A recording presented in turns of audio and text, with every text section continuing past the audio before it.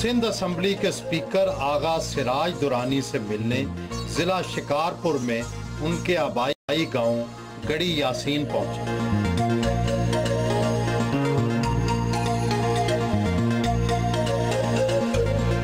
وسیع و عریض drawing room میں استقبال کیا۔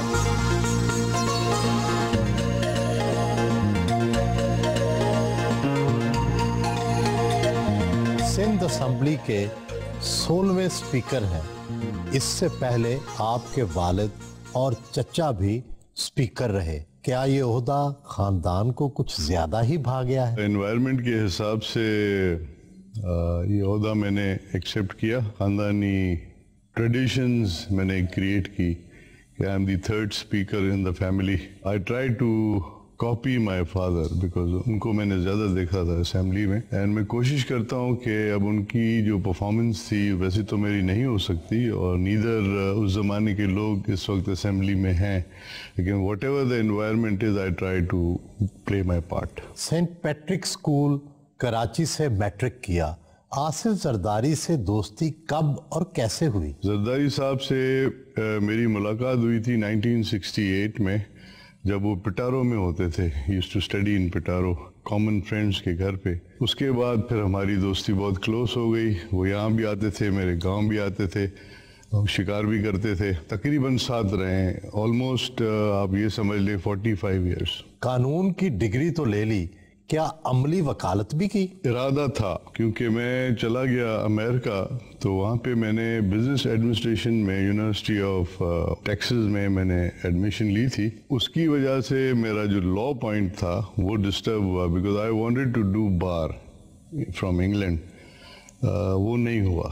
LLB تو تھا میں، لیکن پریکٹس میں نے نہیں کی جو مجھے کرنی چاہیے تھی۔ پہلے صوبائی وزیر بلدیات، اب اسپیکر سندھ اسمبلی بن گئے۔ کیا یہ سب کچھ آصف زرداری کی وجہ سے ملا؟ زرداری صاحب کے ساتھ میری ایک پرسنل ریلیشن شپ ضرور ہے، لیکن یہ ساری مہربانیاں شہید محترمہ بے نظیر بھٹو صاحبہ کی تھیں، کیونکہ انہوں نے مجھے سلیکٹ کیا تھا، انہوں نے مجھے امریکہ سے یہاں بلایا تھا۔ پالیٹکس انہوں نے ہی مجھے سکھائی تھی۔ ہمیشہ محترمہ کریڈیبلٹی دیکھتی تھیں اپنے ممبرس کی، اس کے حساب سے ان کو فارورڈ کرتی تھی ڈیفرنٹ فیلڈ میں۔ آپ کی شخصیت بہت باروب ہے، کیا واقعی آپ بہت غصے والے ہیں؟ کچھ لوگ پرسیپشن بناتے ہیں کہ کسی کو ڈیمیج کرنے کے لیے، otherwise I am a very friendly human being. لوگ تو آپ کو واقعی غصے والا سمجھتے ہوں گے۔ دیکھیں، اگر آپ کسی کو انسٹیگیٹ کریں گے تو نیچرلی وہ ریٹیلیٹ تو کرے گا، لیکن اس کا مقصد یہ تو نہیں ہے کہ ہر انسان کے ساتھ وہ زیادتی کرے گا، ایسی بات نہیں ہے۔ محترمہ بے نظیر بھٹو کے آخری دنوں میں آپ بھی ان کی سیکیورٹی میں شامل رہے، غلطی کس سے اور کہاں ہوئی؟ میں سیکیورٹی ضرور ان کی کرتا تھا، ان کے پروگرامز بھی آرگنائز کرتا تھا۔ 2 ٹیمز ہوتی تھیں، ایک سندھ میں ٹیم ہوتی تھی اور ایک پنجاب میں ہوتی تھی۔ ہم جب یہاں سندھ میں آئے تھے اور اندرونی سندھ کی جب ہم نے ٹور کیا تھا تو اس میں تو میں ساتھ تھا، پھر اچانک یہاں سے پروگرام چینج ہوا۔ محترمہ گئی ملتان، ان کا پروگرام تھا ملتان سے بہاولپور، اور انہوں نے 2 دن وہاں رہنے کے بعد واپس آنا تھا۔ وہاں جا کے کیا ہوا، کیسے پروگرام چینج ہوا، کس نے ان کو کنونس کیا کہ جی ہم آگے جائیں گے، پنڈی جائیں گے اور جلسے میں جائیں گے، ابھی تک وہ مجھے پتہ نہیں چلا ہے کہ کون، ہو از بیہائنڈ اٹ۔ کڑھائی والے کرتے، سر پر سندھی ٹوپی، کوٹ میں اجرک، ہاتھوں میں رنگ برنگے پتھر، یہ سب کچھ فیشن ہے یا پھر کسی روایت کا حصہ؟ ہمارا ایک کلچر ہے جس کو ہمیں نہیں بھولنا چاہیے، کیونکہ میرے بڑے مجھے کہتے تھے کہ جس دن آپ نے اپنا کلچر بھول گئے nobody will know who you are۔ Stones وغیرہ تو یہ تو آدمی شوق سے کبھی پہن لیتا ہے۔ This is the oldest stone which I had for 10 سال ہو گئے میں اس کو پہنا ہوں۔ کون سا پتھر ہے؟ This is emerald، اور یہ بہت ریئر ہوتا ہے لائٹ کلر میں، یہ ساؤتھ امریکن ہے۔ تو بہت مہنگا ہوگا۔ Not really, but whatever I can afford۔ کیا پتھروں کا شخصیت پر اثر پڑتا ہے؟ I don't think so۔ میں تو ایسی شوقین میں پہنتا ہوں، اور سب سے بڑا جو مجھے شوق ہے وہ ہے یہ کڑھائی، جس کی آپ نے بات کی۔ گاؤں میں ہماری جو لیڈیز ہوتی ہیں جو کچھ اور کام نہیں کرتی تو بیٹھ کے ہاتھ سے کڑھائی کرتی ہیں، 6 مہینے 8 مہینے بھی لگ جاتے ہیں ایک کرتے کے اوپر. اور یہ سندھی ٹوپی اور یہ اجرک، تو ہم دنیا کو بتاتے ہیں کہ جی ہماری تہذیب، ہمارا کلچر جو ہے it goes back to 5000 BC، ہمارا کوئی نیا کلچر نہیں ہے. وائی شوڈ وی فالو کسی اور کے کلچر کو؟ تو یہ ایک پروجیکشن ہے which I love to do it and I will do it.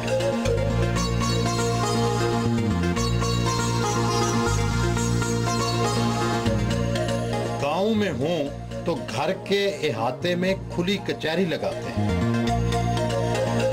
Generally every day I meet people here and ان کے جو چھوٹے چھوٹے grievances ہوتے ہیں I try to get them resolved. آج کچھ زکوٰۃ کے چیکس ہم نے دینے تھے کچھ ڈیزرونگ لوگوں کو.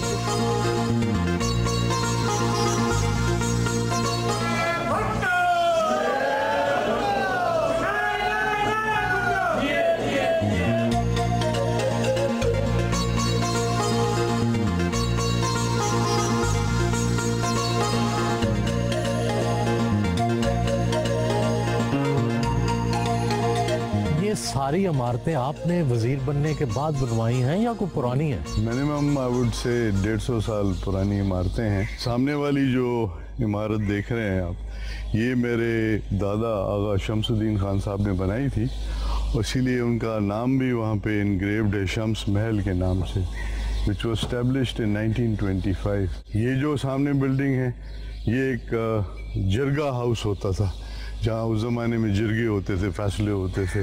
وہ پچھلی والی جو ہے وہ شہباز محل ہے جو میرے بیٹے کے نام پہ، وہ میں نے فیملی کی کنٹینیویشن رکھی ہے کیونکہ میرے دادا کا نام ادھر ہے شمس محل، تو وہ اس کو ہم نے شہباز محل کر دیا ہے. اور وہ یہ مسجد اس کو میں ریڈو کر رہا ہوں پیچھے جو بن رہی ہے. یہ جب جیل سے میں باہر نکلا تھا تو میں نے یہ مسجد یہاں اسٹیبلش کی تھی کیونکہ ہمارے گھر میں مسجد نہیں تھی. اس کا نام بھی میں نے اپنے دادا کے اس پہ کیا ہے شمس مسجد کے نام سے. اس کے ساتھ یہ لائبریری ہے.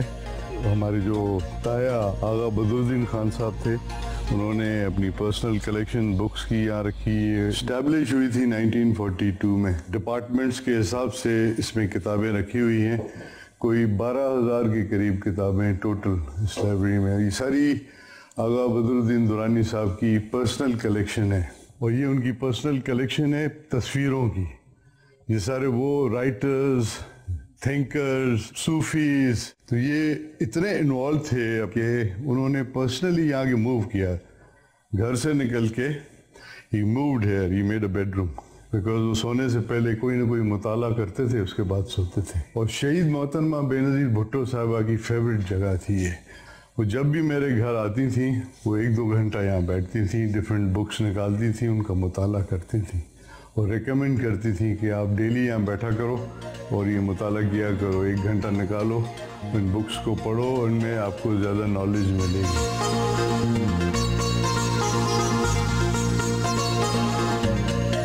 یہ سر اکبر نامہ ہے. It has its own history. This is written in Farsi.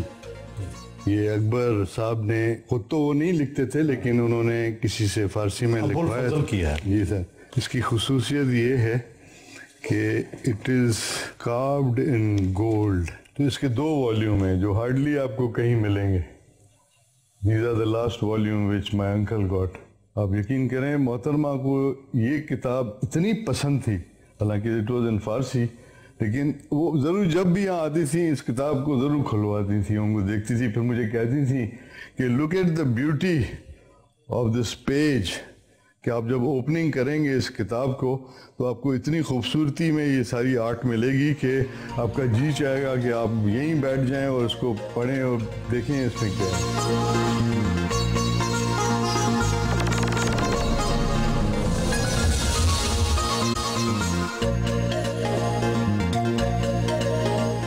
یہ عمارت کتنی پرانی ہے اور اس کی ڈیزائننگ کس نے کی؟ یہ دروازہ کہاں سے آیا؟ اس کے اندر فرنیچر کیسا ہے؟ 18 سینچری کی جو اینڈ تھی، میرے جو گرینڈ فادر تھے آغا شمس الدین خان، جن کے نام پہ یہ سامنے آپ نے بلڈنگ دیکھی تھی، انہوں نے یہ کریٹ کی تھی. وہ ٹریولنگ کے بڑے شوقین ہوتے تھے, تو عموماً وہ جاتے تھے کشمیر. وہاں پہ کوئی راجا تھا, انہوں نے ان کو کھانے پہ بلایا تھا اپنے محل میں. اسی ٹائپ کا بہت بڑا محل تھا. اب اتنا بڑا تو نہیں بنایا, لیکن انہوں نے اپنی بیٹھک کے لیے یہ ڈیزائن چوز کی.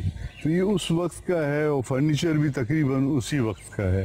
اور اس میں جتنا آپ فرنیچر اندر دیکھیں گے, یہ کسی کی ٹانگ خراب تھی, کسی کا ہاتھ خراب تھا, کسی کی کوئی چیز ٹوٹی ہوئی تھی. تو یہ ہمارے اسٹور میں سارا فرنیچر تھا, جس کو میں نے باہر نکالا, اس کو ریڈو کیا, اس کو واپس میں نے اسی جگہ پہ لگایا. اور یہ دروازہ جو آپ دیکھ رہے ہیں, یہ ٹیک کا بنا ہوا ہے, اور یہ ہینڈ کاروڈ ہے. اور یہ بھی, اس کی بھی ہسٹری 100 ایئر سے زیادہ ہے. اس پہ نہ ہم نے کبھی پالش کی ہے, نہ ہم نے بس تھوڑے بہت مطلب ڈسٹ کر لیتے ہیں. باقی اس کی بیوٹی یہ ہے کہ سندھی اوریجنل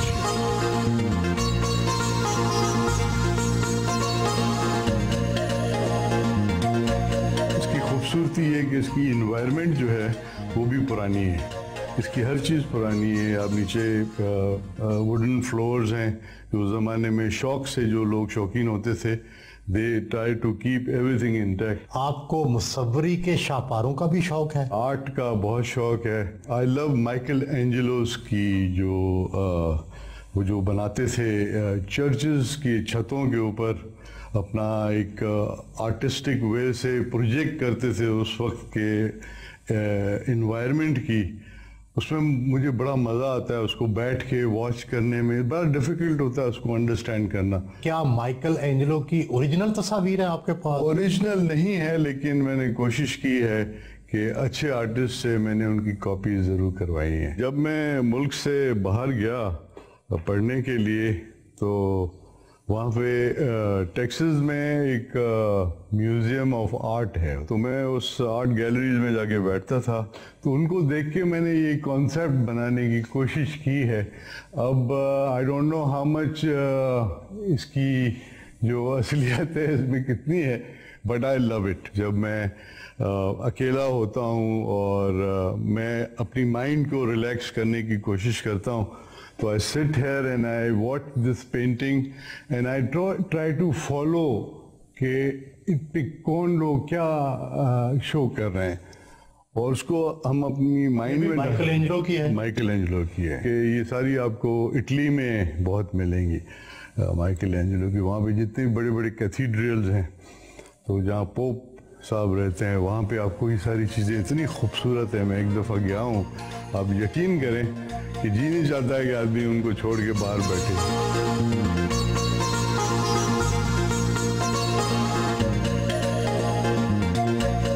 یہ جو آپ شینڈلیئر دیکھ رہے ہیں, اس کی کوئی پرانی ہسٹری نہیں ہے, لیکن یہاں پہ جو اوریجنل تھا جو باہر لگا ہوا ہے, اس کی اتنی پرانی ہسٹری ہے. اور اس زمانے میں یہاں پہ بلبز نہیں ہوتے تھے, بجلی نہیں ہوتی تھی, تو اس کو ہم نیچے اتارتے تھے, اس میں کینڈلز ڈالتے تھے, کینڈلز کو جلا کے پھر ہم اوپر لے جاتے تھے. اب اس میں تو نیو ورژن ہے اس کا, لیکن اس کو ڈھونڈنے کے لیے بھی مجھے بہت ٹائم لگا تھا. I went to different places. تو یہ میں نے دبئی سے لیا تھا, ایک موراکن اسٹور سے, اور اس کو لانا جو تھا بڑا عذاب تھا, کیونکہ اس کی ایک ایک چیز کو الگ کرنا ہوتا ہے, اس کو صحیح طرح پیک کرنا پڑتا ہے. آپ کو خود بھی شوق ہے interior designing? Yes, if I have time, I love to do that. تاکہ when I have guests in the house, they should have the best environment in the house.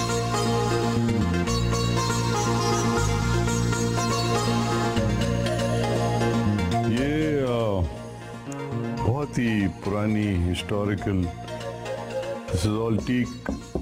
اور یہ سر آرٹ ہے جو ہینڈ آرٹ ہے, جو اسی زمانے کی لوگ, اس وقت پکچرز تو ہوتے نہیں تھے, تو ہاتھ سے وہ آرٹسٹ بنا کے اس کے اندر یہ لگاتے تھے, تاکہ whoever goes to sleep on this bed, he'll enjoy the art if he loves art. یہ کتنا پرانا ہے؟ یہ سر 100 سال سے زیادہ ہے. اور یہاں کون کون رہ چکا ہے؟ شہید محترمہ بے نظیر بھٹو صاحبہ بھی یہاں رہی ہیں, آصف علی زرداری صاحب بھی رہے ہیں, یوسف رضا گیلانی صاحب بھی یہاں رہے ہیں, سلمان تاثیر صاحب بھی یہاں رہے ہیں, ہمارے پریزیڈنٹ لغاری صاحب جو ہیں وہ بھی آ رہے ہیں، جہانگیر بدر صاحب بھی رہے ہیں، آفتاب احمد شیرپاؤ صاحب، جتنے بھی ہمارے پارٹی کے بڑے لیڈرز تھے جب بھی 4 اپریل پہ آتے تھے شہید ذوالفقار علی بھٹو صاحب کو سلام پیش کرنے، تقریباً کافی دوست یہاں میرے یہاں مہمان ہوتے تھے.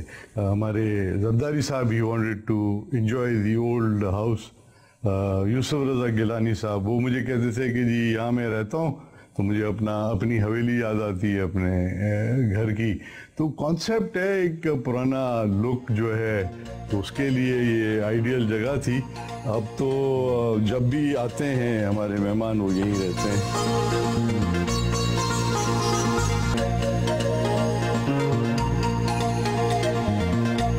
پریزیڈنٹ آصف علی زرداری صاحب نے مجھے مذاق میں ایک شرط رکھی تھی کہ نیکسٹ ٹائم جب میں آؤں گا اگر آپ کے پاس بیسمنٹ میں بنکر نہیں ہوگا تو میں آپ کے پاس نہیں ٹھہروں گا. انہوں نے مذاق کیا تھا. میں نے کہا سر اگر آپ سیریس ہیں تو میں وہ بھی تیار کرا لیتا ہوں.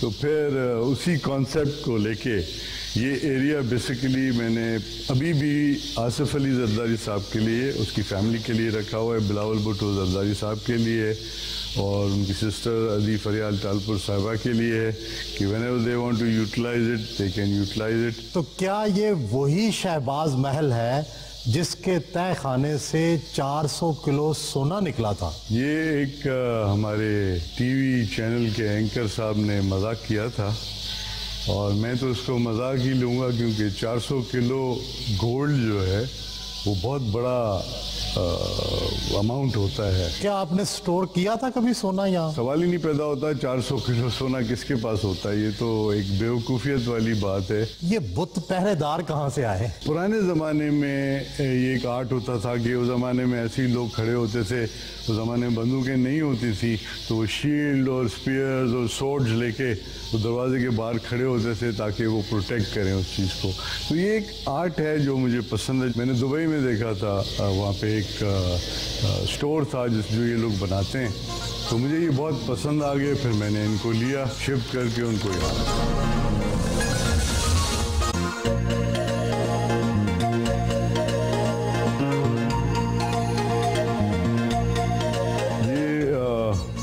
لاؤنج ہے پریزیڈنٹ صاحب کا جو ایریا ہے اس کا، کیونکہ جب وہ ٹریولنگ کرتے ہیں ان کے ساتھ 40-50-100 آدمی ہمیشہ ہوتے ہیں تو ان کو بٹھانے کے لیے یہ لاؤنج بنایا ہے تاکہ یہاں بیٹھ کے وہ آرام سے ریسٹ بھی کریں.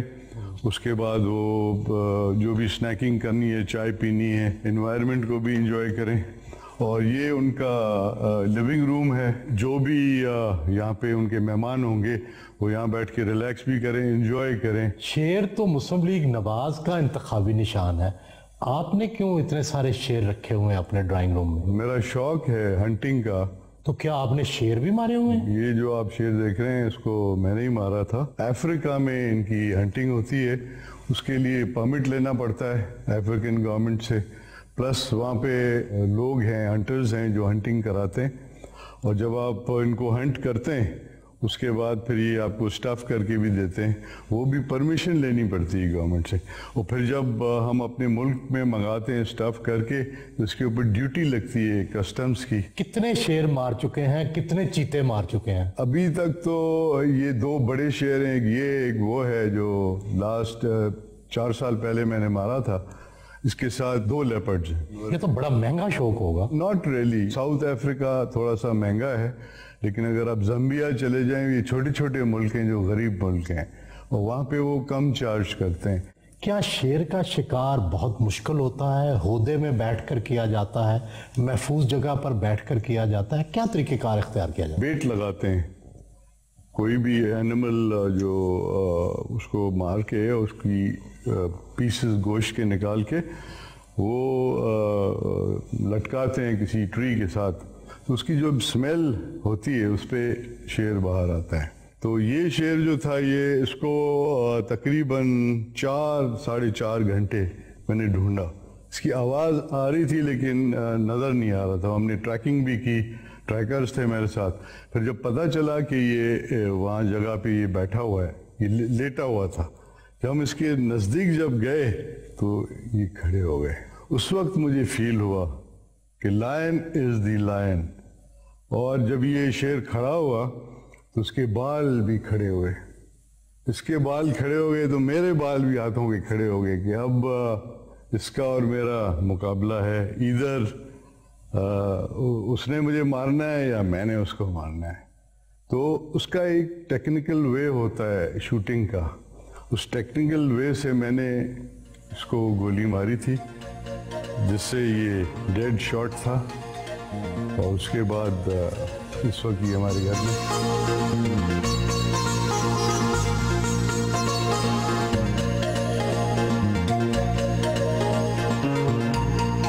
نیل گائے، زیبرا، ہرن، بھینسیں، پتہ نہیں آپ نے کیا کیا شکار کر کے اس کو لٹکا رکھا ہے. یہ شوق کی بات ہے.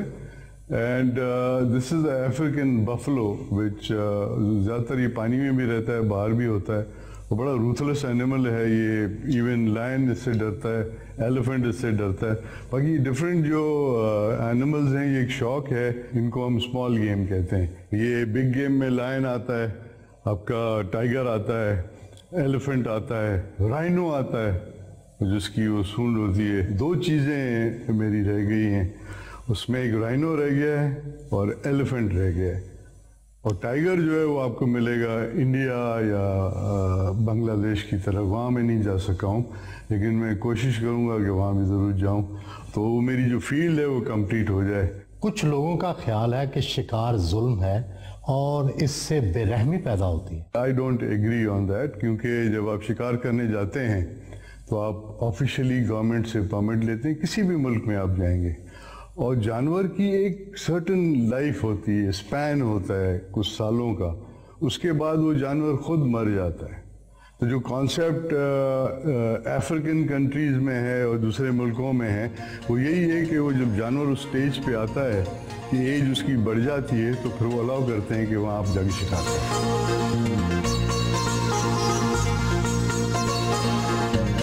دس از مائی اسٹڈی سارٹ آف. اس کو آفس بھی آپ کہہ سکتے ہیں. But this is a place where you can sit and relax. And here we have these guns. Study کے ساتھ گنز. یہ ایک مطلب کلیکشن ہے اور جو پرانی گنز ہیں، جو میرے بڑوں کی گنز ہیں جو اپنے زمانے میں شکار کرتے تھے، تو ان کو آج کل ہم یوز نہیں کرتے کیونکہ یہ بہت پرانی اور آج کل آپ کو ملیں گی نہیں. جیسے ہالینڈ اینڈ ہالینڈ ہے، جان ایونز ہے، بریٹا ہے، ڈفرینٹ کمپنیز ہیں، سیور ہے.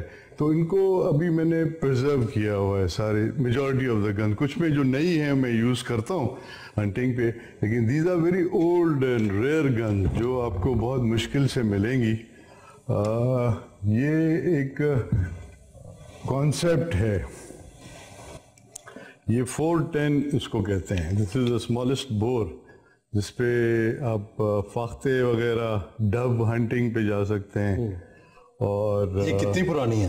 یہ ہوگی تقریباً آئی وڈ سے 70-80 سال پرانی تو ہے. اس کی قیمت کتنی ہوگی؟ قیمت سر آج کل تو یہ بناتے نہیں ہیں. These are all priceless guns. پھر بھی اندازاً میرا خیال ہے 40-50 لاکھ سے کم نہیں. اور اگر ہالینڈ اینڈ ہالینڈ آپ خریدیں گے یا بنوائیں گے تو دیٹ گوز ٹو 1.5 کروڑ روپیہ 2 کروڑ روپے کی وہ بناتے ہیں. ہالینڈ بھی ہے آپ کے؟ ہالینڈ اینڈ ہالینڈ بھی ہے. اور یہ ایک کمپنی ہے جس میں ڈفرینٹ اس کا کانسیپٹ ہے.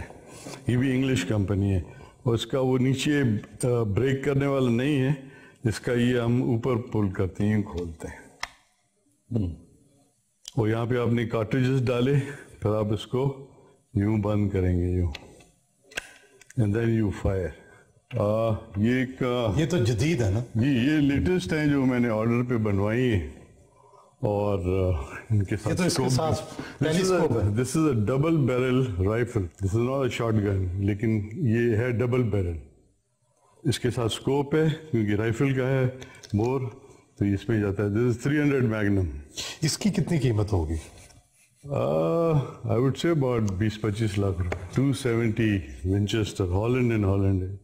یہ ہالینڈ اینڈ ہالینڈ والے رائفلز بہت کم بناتے ہیں. دس از اے ریئر رائفل. اس کی کتنی قیمت ہوگی؟ وہی جیسے میں نے آپ کو بتایا कि these are priceless guns, ये पुरानी है सारी. अब जैसे 1 करोड़ से कम में तो कोई आपको अच्छी नेम ब्रांड गन नहीं मिलेगी. I take this as an art also. It's an art, way of using your guns, way of keeping your guns. और इनकी जितनी भी क्लीनिंग है, I do it myself. This is camouflaged. इसका रंग उसी तरह जंगल की तरह के बैठ जाएं ताकि जानवर को पता ही नहीं चले.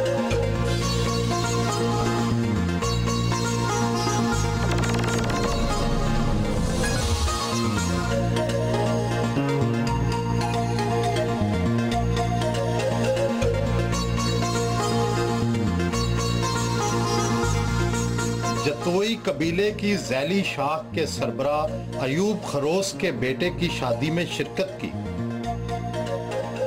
डॉक्टर इब्राहिम जतोई, मीर आबद जतोई और इलाके के दूसरे सरकर्दा लोग शामिल हुए. वसी मैदान में होने वाली इस शादी में खाने में दर्जन से जायद डिशें पेश की गईं.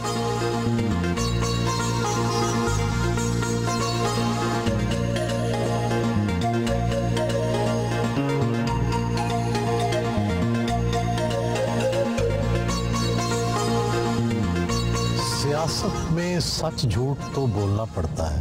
आप कितना मसलत से काम लेते हैं? मैं कोशिश करता हूँ कि मैं किसी से मैं झूठ बोलने की बजाय मैं असल में उसको अगर जस्टिफाई कर लूँ कि ये चीज़ नहीं हो सकती तो वो बेहतर है कि आप उससे झूठ बोलें. सियासतदान करप्शन की वजह से बड़े बदनाम हैं. आप पर भी करप्शन के कई इल्ज़ामात लगे. हकीकत कितनी थी? हमने एक चीज़ सीखी है कि हमेशा जो सच होता है, झूठ झूठ हो जाता है. और उस ज़माने की जो हुकूमतें थी जिनकी बैकअप पे डिक्टेटर्स थे, उन्होंने हमेशा कोशिश की कि लोटाक्रेसी पे वो बिलीव करते थे क्योंकि उनको पब्लिक सपोर्ट नहीं होती थी. तो they used to by people out. अब मेरी तो कोई प्राइस नहीं है, मुझे तो शहीद मोहतरमा बेनज़ीर भुट्टो साहबा ने ख़रीद लिया है, तो उसकी कोई प्राइस नहीं है. I am not for sale. सियासत पर खर्च तो बहुत होता है. आपके ज़राए आमदन क्या क्या है? हमारी जो फैमिली की जॉइंट ज़मींदारी सिस्टम है, हमारे कुछ फ्रूट फार्म्स हैं. आपकी ज़मीन कितनी है? ज़मीन टोटली हमारे यहाँ जॉइंट है. वैसे तो ऑफिशियली 150 एकड़ होता है जो आपको ऑफिशियली अलाउड होता है. हमारे यहाँ एक डिफरेंट कॉन्सेप्ट है ज़मींदारी का. वहाँ ये नहीं है कि आपने अगर किसी के नाम पे इतना एकड़ है तो सिर्फ उसी में से खा सकते हैं. या हेल्प करते हैं एक दूसरे को. अब जैसे मेरे भाई हैं वो मुझे सपोर्ट करते हैं जब भी मुझे फाइनेंशली अगर कोई किसी चीज़ की ज़रूरत पड़ती है. जैसे इलेक्शन का टाइम आता है, खर्चे करने पड़ते हैं, तो they all come for help and I get help from my own family. मुसव्वरी पसंद है, हिस्से लतीफ़ रखते हैं. इंसानी हुस्न में क्या अच्छा लगता है? वेल ड्रेस्ड पर्सनालिटी, ही और शी जो भी है, अगर अच्छे तरीके से वो ड्रेसअप होते हैं, अच्छे तरीके से वेल स्पोकन है और उनमें डिसेंसी है जो हमारा मज़हब अलाउ करता है, उसके दायरे में अगर वो रहते हैं, वो अच्छा इंसान. अपने सियासी साथी और कमारियों कबीले के सरबरा सरदार हिम्मत अली के गांव मदे की पहुंचे.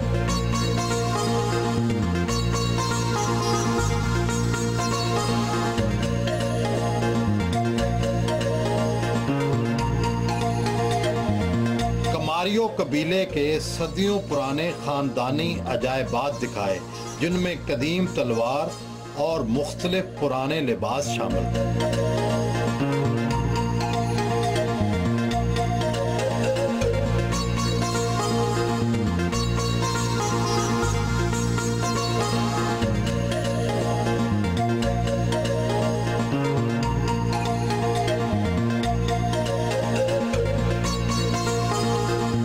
घर वापस आए.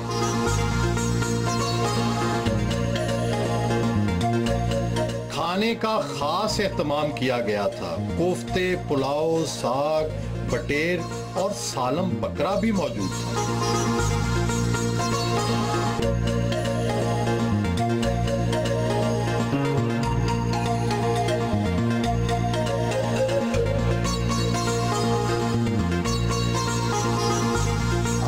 آصف زرداری کے دوست ہیں، دوسری طرف پیر پگاڑا خاندان کے قریبی رشتہ دار ہیں، ان دو سیاسی مخالفین کے درمیان توازن کیسے رکھ لیتے ہیں؟ سیاست جو ہے اس میں خاندان کا کوئی چکر نہیں ہوتا. I am follower of Bhutto family and اس میں کوئی دو رائے نہیں ہے کہ میں دوستی یا رشتہ داری یا کسی اور چیز کو میں بیچ میں لاؤں. میں اپنی سیاست کرتا ہوں بھٹو خاندان کی. آپ آصف زرداری اور ذوالفقار مرزا کے 45 سال تک مشترکہ دوست رہے، دونوں کی راہیں جدا ہونے کی اصل وجہ کیا تھی؟ ذوالفقار مرزا کو مس انڈرسٹینڈنگ ہو گئی. وہ کسی ایسے لوگوں کے ہاتھ چڑھ گیا ہے جو اس کو غلط گائیڈ کر رہے ہیں. جس طرح زرداری صاحب نے ان کی عزت کی چھوٹی چھوٹی چیزوں کے لیے اور پرسنل ایمبیشن کے لیے، اگر آپ اس رشتے کو توڑتے ہیں تو یہ ایک بد نصیبی ہے انسان کی کہ اتنا اچھا انسان ہے زرداری صاحب جس نے ہر انسان کی خدمت کی ہے. اس کے بارے میں باتیں کرنا یہ کوئی کسی کی زبان پہ زیب نہیں لاتے. کیا آپ نے ذوالفقار مرزا سے کبھی صلح کے لیے بات چیت کی؟ میں نے بڑی کوشش کی کہ یہ چیزیں آپ جو کر رہے ہو یہ صحیح نہیں ہے، یہ آپ کے لیے بھی صحیح نہیں ہے، آپ کی فیملی کے لیے بھی صحیح نہیں ہے اور ہماری پارٹی کے لیے بھی صحیح نہیں ہے. میں تو یہی کہوں گا اپنی بھابھی سے، ڈاکٹر فہمیدہ مرزا صاحبہ سے، کہ ان کو لے جائیں امریکہ لے جائیں. وہاں پہ بہت انسٹیٹیوٹس ہیں جہاں پہ ٹریٹمنٹس ہوتی ہیں، تو وہاں ٹریٹمنٹ اس کی کرائیں. مشہور ہے کہ 70 کی دہائی میں سلیم اکبر بگٹی اور آصف زرداری کے درمیان ہونے والی لڑائی میں آپ بھی شامل تھے، واقعہ کیا تھا؟ بچانے والا تو اوپر بیٹھا ہے رب جو سب کو بچاتا ہے، لیکن چھوٹی چھوٹی باتوں پہ ان کی جو مس انڈرسٹینڈنگ ہوئی تھی. اب تو مرحوم بگٹی صاحب یہاں نہیں ہیں، لیکن بعد میں انہوں نے ریئلائز کیا تھا کہ جو کچھ بھی انہوں نے کیا وہ غلط کیا تھا، تو زرداری صاحب نے پھر ان کو معاف کر دیا تھا. صوبائی وزیر بلدیات بھی رہے اور اب سپیکر سندھ اسمبلی ہیں. کس عہدے کے پاس زیادہ اختیارات ہیں اور آپ کس سے زیادہ مطمئن ہوئے؟ پبلک ڈیلنگ جو ہے وہ زیادہ تر منسٹری کے ٹائم میں زیادہ رہتی ہے. ہر ڈسٹرکٹ میں جا کے کھلی کچہریاں کرنا، عام آدمی سے ملنا، ان کے مسئلے حل کرنا. اسپیکرشپ میں یہ ہے کہ you are limited to your assembly only, but naturally آپ عوامی وہ ہیں لیڈر ہیں تو پھر آپ کو اپنے ایریا میں بھی جانا پڑتا ہے اور آپ کے ایریا کے جو لوگ آپ کے پاس آتے ہیں ان کی خدمت کرنی پڑتی ہے، ان کے مسئلے حل کرنے پڑتے ہیں. بٹ اتھارٹی جو ہے executive authority is with the minister has more then what speaker has. تو آپ مطمئن ہیں پھر؟ I am happy with my post کیونکہ اسپیکر جو لا میکنگ کرتا ہے وہ ہسٹری ہے ہمارے سندھ اسمبلی کی. یہ وہ اسمبلی ہے جس نے پاکستان بنایا تھا. آپ سوچیں جب ریزولیشن پاس ہوا تھا پاکستان کے لیے تو اس زمانے کے جتنے بھی رولرز تھے وہ جھک گئے تھے اس ریزولیشن پہ کہ ان کی یہ ڈیمانڈ ہے کہ آپ پاکستان بنائیں. قائد اعظم محمد علی جناح صاحب نے اوتھ لی تھی سندھ اسمبلی میں. First prime minister of Pakistan Liaquat Ali Khan انہوں نے بھی وہاں پہ پریزائڈ کیا تھا اسمبلی میں. کہا جاتا ہے کہ اسپیکرشپ کانٹوں کا ہار ہوتی ہے. آپ دونوں بیویوں یعنی حکومت اور اپوزیشن کو اکٹھے کیسے چلاتے ہیں؟ Speaker is suppose to be a neutral person اور میں کوشش کرتا ہوں کہ اپوزیشن اور گورنمنٹ سائڈ کو دونوں کو ساتھ لے کے چلوں. میجورٹی آف ٹائم جو ہے میں اپوزیشن کو دیتا ہوں کیونکہ ان کی میجورٹی نہیں ہے تو they deserve to have more time than the government side. اسپیکرشپ کے بعد اگلا سیاسی زینہ وزارت اعلیٰ ہوتی ہے. پارٹی نے موقع دیا تو کیا تبدیلی لے کر آئیں گے؟ جو بھی رول آج تک مجھے پارٹی نے سونپا ہے میری کوشش رہی ہے کہ میں وہ ڈیلیور کروں. اگر وہ موقع بھی ملے گا تو انشاءاللہ I'll make sure it happens. I should deliver whatever I can. جوانی میں ماڈلنگ کرتے رہے، کراٹے کے بلیک بیلٹ رہے، کیا شعر و شاعری اور موسیقی سے بھی دلچسپی ہے؟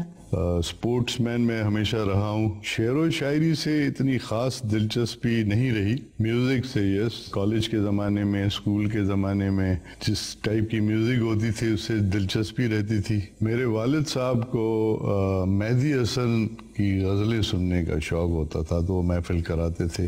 نصرت فتح علی صاحب جو ہے ان کے فیوریٹ وہ ہوتے تھے. یہاں ہمارے گاؤں میں وہ آ چکے ہیں نصرت فتح علی صاحب، انہوں نے یہاں قوالی کی ہے. ماڈلنگ ایسی چیز ہے جس میں ہم شروع میں یہ سوچتے تھے کہ شاید یہ کوئی کم کردار کے لوگ ہوتے ہیں جو ماڈلنگ کرتے ہیں اور جو ایکٹر بنتے ہیں. اس زمانے میں آپ کے ٹی وی چینلز بھی نہیں ہوتے تھے اور سینما ہاؤسز میں وہ کمرشلز بنتی تھیں اور سینما ہاؤسز میں وہ چلاتے تھے. تو وہ ہمارے کچھ دوست تھے جنہوں نے ایڈورٹائزمنٹ میں حصہ لیا اور مجھے ساتھ لے کے گئے تو I played some roles there also.